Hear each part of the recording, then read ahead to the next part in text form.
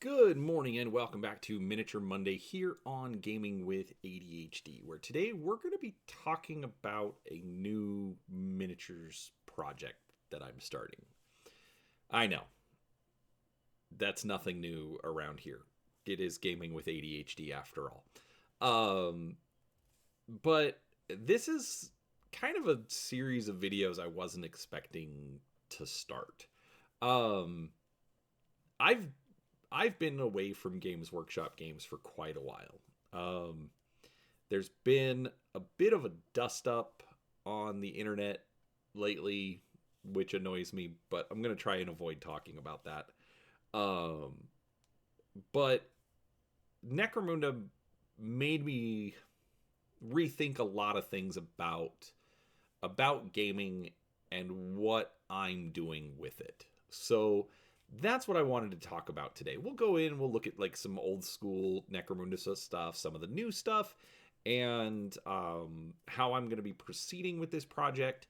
But it is going to be a bit of a ramble, so please bear with me. But before we do, make sure you're subscribed to the channel. I try to put out a few videos each week covering anything from miniatures to role-playing to board games, and I'd love for you to come along and see what we have to share. There are going to be links in the description to all of the sites that I'm going to talk about. Also, there's some links to DriveThruRPG and Amazon. They are affiliate links. If you choose to use them, I'd appreciate it, but it is absolutely not required. I'm just happy to have you here. So, let's get into it.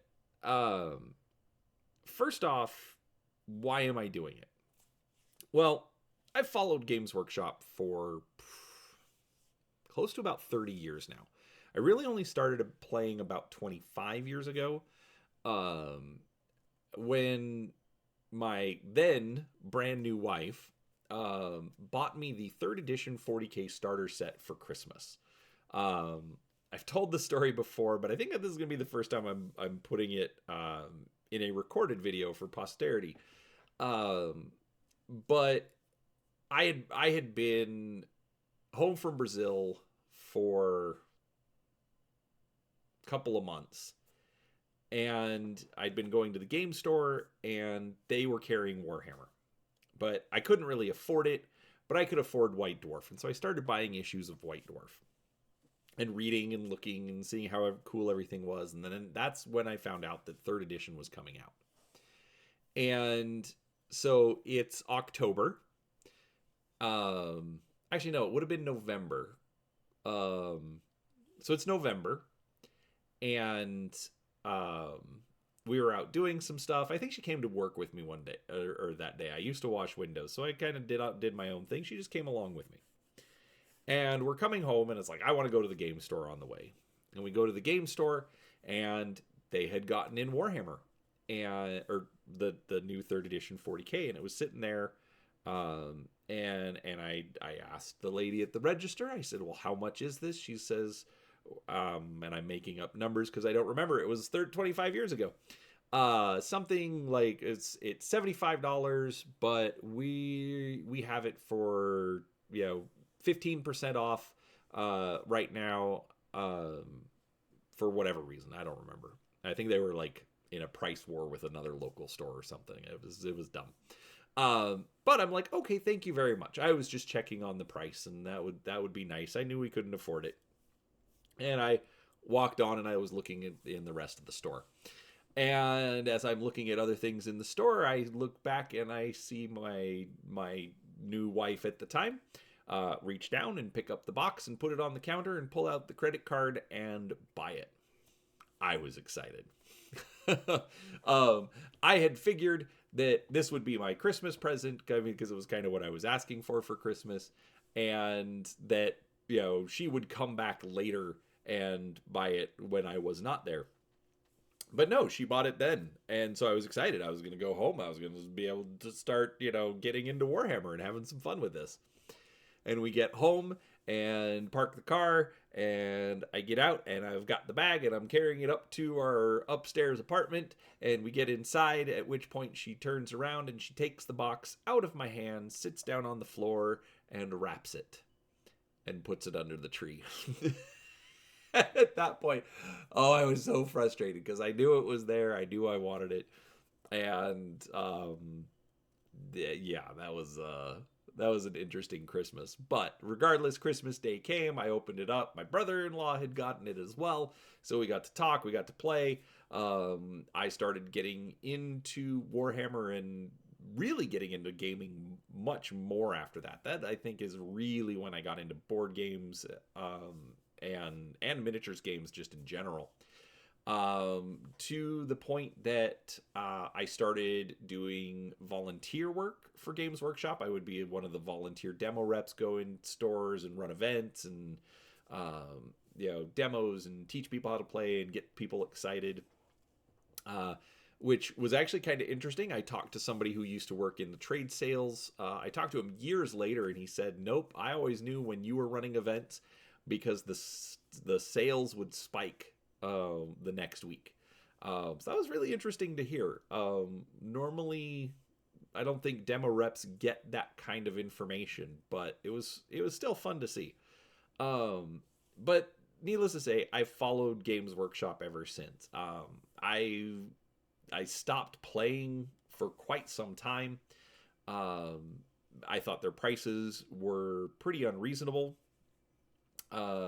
And they were just making design changes that I didn't care for. So I kind of just followed just because they're the big dog in the industry. But when I started my channel, it wasn't anything that I ever thought that I would cover. So after telling this story, why am I going to start covering it now? Well, I realized that basically it came down to the fact that I realized that I need to be a better friend. For about the last 4 years, a good friend of mine, we play Battletech, we talk at least a few times a week, whether on the phone or over text. But he's always talked about it. He's like, I would like to play Necromunda. I would like to play Necromunda. And I realized that I was being selfish because I wanted to say, oh, well, yeah, we should play Dead Zone. I don't want to play Dead Zone. He's a big Warhammer Fantasy fan. And I said, we should play Kings of War. He's like, no, I don't want to play Kings of War. I want to play Warhammer Fantasy. And I kind of realized that I was focusing more on myself as a friend in relation to all the games. And when I realized that, I wasn't really happy with myself. So I happened to be in our used bookstore, and while I'm there, I found the Necromunda rulebook for like $25. I'm like, you know what? I need to play Necromunda. Not necessarily because Games Workshop's the best or Necromunda is the best game, but the thing is, I need to be a better friend. And if a friend of mine, like, I'm constantly saying I would like to play this, and he actually will play a lot of different games. But why can't I step up and say, you know what, this is the game that you would like to play? Let's throw down. At a minimum, I'm going to give him about 6 to 8 games. That's what a Necromunda campaign will run. And you know what? We'll probably take a break and play some other things and eventually come back to it. But you know what? We'll play it by ear. But at the end of the day, I'm going to be a better friend. You know, not just because I play Necromunda, but because this honestly has changed my outlook to everything. You know, whether it's the role-playing games or the streams that I participate in as part of the channel, or just here at home. You know, what does my family want to play? You know, do they want to play? I mean, maybe do I need to back off a little bit sometimes? We'll figure it out. But in the meantime, I want to show off a few things. Mostly because it'll be fun. And I'll kind of show you what I'm planning on, the directions I'm thinking about going with this particular project. And, you know, hopefully we'll come back and we'll have multiple videos. Like, I'll definitely do videos where I'm doing some paint streams, you know, painting up my gang. And we'll also, I'll try to get in and do some more, not necessarily lore things, but things that I find interesting, or terrain, or other companies that, I think, might have some interesting content and information to, just kind of show off. And, if this inspires you on your gaming journey, you are more than welcome to come along. So, first thing that I want to show off because I have this, and I've had it for quite a while. Now, this is the 1997 printing of Necromunda. This is a hardcover book and comes in at over 300 pages. Essentially, it's all of the original Necromunda rules, the original art. Who was the artist? Artwork by John Blanche, Wayne England, Mark Gibbons, and Des Hanley. Fiction by Rick Priestley and Wayne England. Game by Rick Priestley with Jervis Johnson, Andy Chambers, and Chris Colston. I think, first off, I want to point that out. That is a massive difference from how Games Workshop operates today, which will also explain kind of some of my choices as we go through the rest of this video. Games Workshop no longer credits their artists and their game designers. Nobody knows who wrote a rule, at least nobody in the public. Nobody knows who drew a particular painting. Nobody knows who sculpted a particular miniature. To be honest with you, I think that's kind of a crime. It's not a crime, but it's definitely not fair to those artists and those people. They deserve to be able to put that in their portfolio. They deserve to have people know that they're the ones that did the piece of art. And the fact that Games Workshop used to do it, but no longer does, I think is kind of a problem. I'm not sure how to fix it, and honestly, I don't think anything that I say ever would. But if I could change something about Games Workshop, I mean, there's a lot of things I would change, but if I could change one thing, I'd at least put that back. Give people credit for the work that they've done for these things. So, anyways, if you've watched my channel before, you know that I like talking about older games. I think, especially with this, there's such an 80s and 90s kind of aesthetic to the game. In both the art, as you'll see here in a second, in the miniatures. This is one thing I love about this book. It has the heavy metal pictures of all the miniatures that they put out for the game. All the different gangs, the bounty hunters, it's the same, promotional pictures that they used for the box art, things like that. But it's just this look and this feel of the game. It was a different era, and while miniatures have gotten a lot better, sometimes I kind of wish that we had some of these older ones still. Regardless, it's such a unique look, and so much fun to just look back on. This particular book does include, there it is. It does include the Outlanders expansion. So technically it was a separate box that you would have to get that would give you more rules for going out to the Ash Wastes. But this book has all of the original rules, all of the original information in it. So much fun. Just an interesting campaign system. This I thought was interesting as well. They had the catalog in the back of the book, because the miniatures weren't always available in the store, but you could still order them. You had your part numbers, which unfortunately you're not going to get anymore.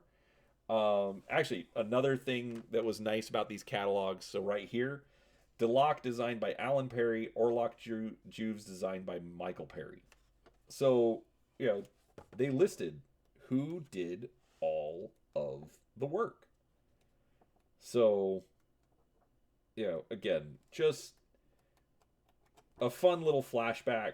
Funny thing is, I've actually never played Necromunda, but I'm happy I have it. All right, so what do we have next? This is the current core rulebook. Now, this is actually what kind of changed my opinion on, do I want to do something with Games Workshop again? So this book is $70.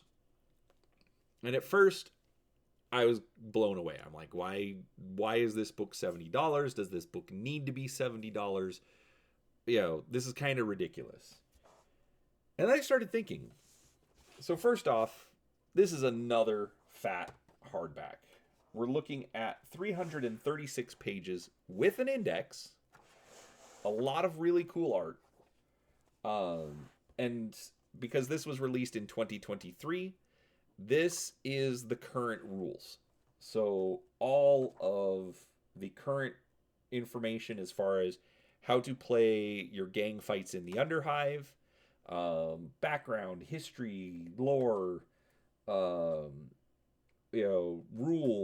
rules for Ash Waste, rules for rules for the Underhive, vehicles, over and over and over, just all the information that you need.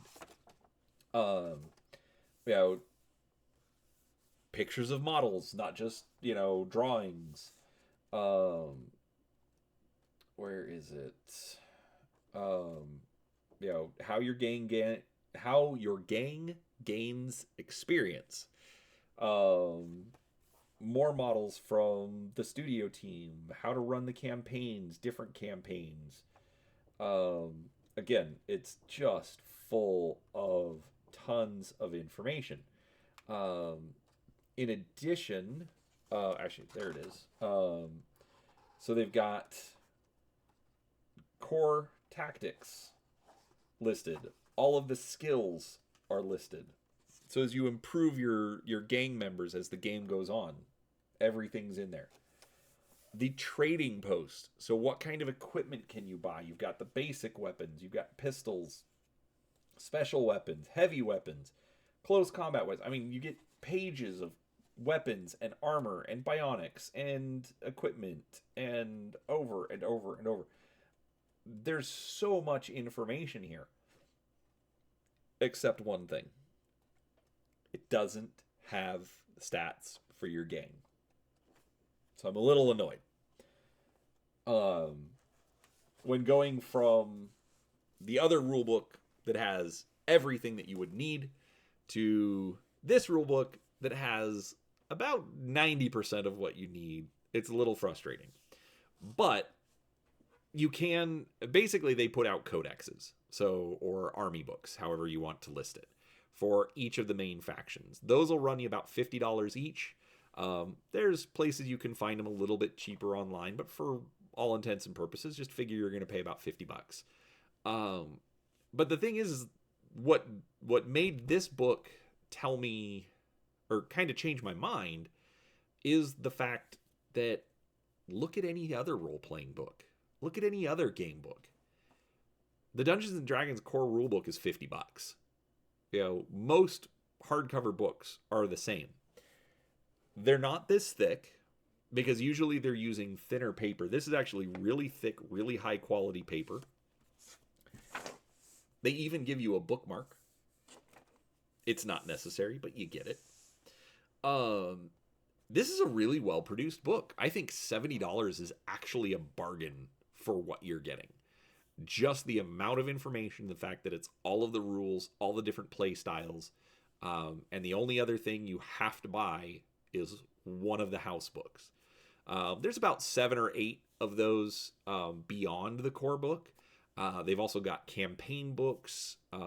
They are doing, it's the, what was it called? It's like, it's not the errata. Sorry, folks. Let's be completely unprofessional here.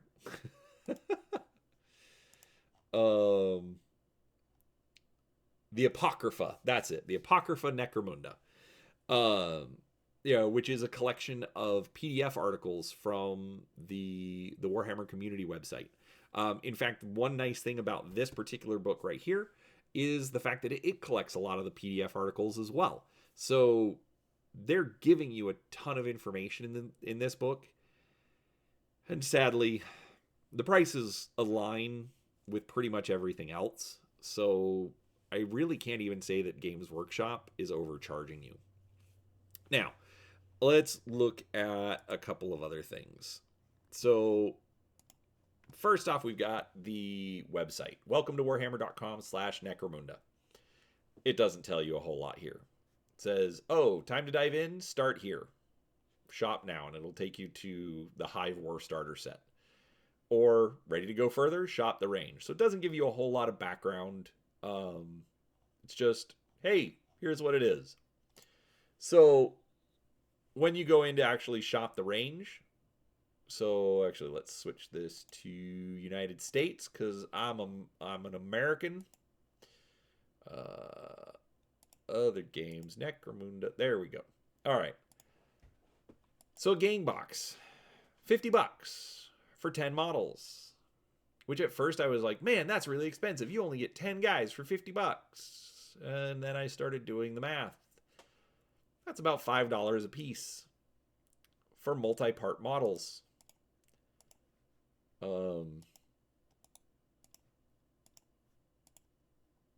There's one of the sprues. Lots of bits, lots of pieces, lots of things you can do with it. That's pretty much worth $50. I mean, I realize it seems like a lot, but at the end of the day, Reaper miniatures, they'll charge you $3 or $4. You don't get to pose them. $5 per miniature, it's not a bad deal. With that said, it's not necessarily what I'm going to do, but we'll get into that in a minute. So they've got about 8 different gangs. They've introduced squats, enforcers, so kind of Judge Dredd kind of guys. They've got vehicles. They've got, bikes. They've got terrain. They've got these little spider beast dudes, dustback Helamites. That is not what I wanted to do. Look at these things. They're weird. They look like they're from Necromunda. It's great. So there's a lot going on here. But what am I going to do? Well, for me, the gang I've decided on is Orlok. Because I'm boring. To me, they're kind of like the most generic human. It was either going to be Orlok or Van Sar. But I ended up with Orlok. So the catch, though, is I'm kind of a dork for 3D printing right now. So I found this group on MyMiniFactory, Print Minis. And they make some fantastic alternates for Necromunda. MyMiniFactory has something called Tribes. Essentially, it's a subscription service. A lot of 3D printing or 3D sculptors are using it these days for about $10 to $15 a month. It all kind of depends. You get a big batch of miniatures, and you can then print as many as you want. So for this one, this colony builder, I think it's $12. If it's ever available, they have the Groundbreaker, which is usually $10. I could have switched over to that one a couple of weeks ago. I'd already signed up with the $12, and there weren't any of the Groundbreaker available. I didn't care. I let them keep the extra $2 because they do a lot of good work. If you want to print it for other people, you can pay them $30 a month and then just print everything you want. But let's go in and look at the store. And so they've got these shipping containers. They've got a fighting pit, harvester, scatter terrain, models for Gene Stealer cults, Deloc, pit fighters, female and male. This essentially is everything that you would get for a month. Now, one downside to this particular system is you may not get all of the stuff that you want. Okay? Because it's a bunch of different things. Like, so the Atlas ATV for the City Watch Enforcers. Okay? Well, it doesn't have the Enforcer models. So you'd have to get a different set. One of these bundles, if you wanted to just go in and buy it, is $36. If you're a member of the tribe, you get it for half off. I'm a member of the tribe. I've been slowly piecing everything together. I have quite a ways to go, but I'll get it all eventually. But anyway, so we've got the ATV. They've made drivers for it. They've got a wheeled and a tracked option. The Clan of Cladheich, squats, dwarves. So they've got a female dwarf. They've got a bearded female dwarf. More female dwarves. This prospector guy.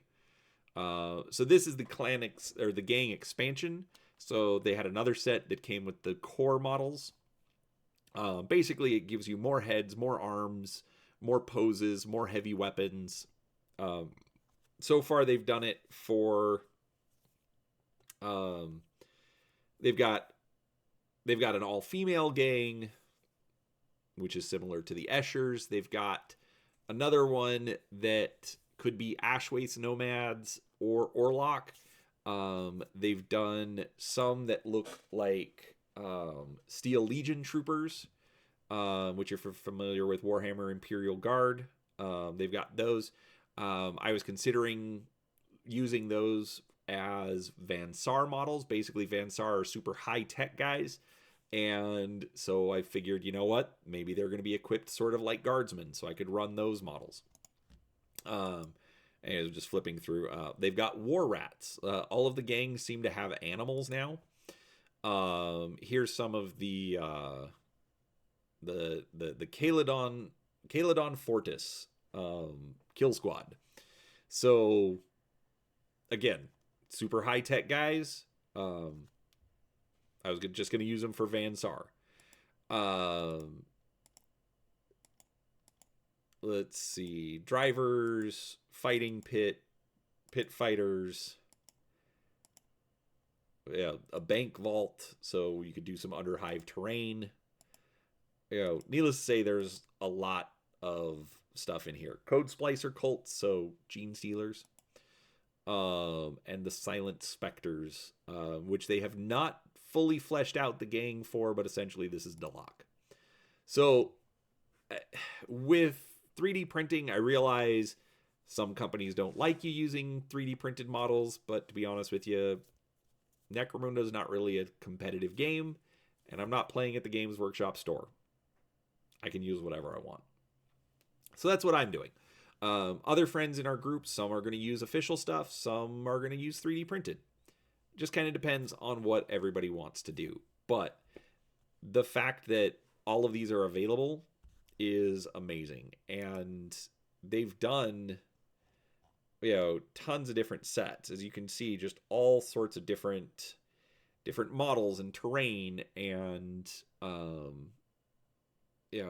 just a variety of options You know, some for playing games of 40K, some for playing Necromunda, some for whatever you want to do with it. Um, it's a really cool option, and especially because it's kind of changed how wargaming is going. Um, to say the least, it's going to be interesting to see what happens. So, anyways, I'll have a link to this down below. Check them out. Tell them Gaming with ADHD sent you.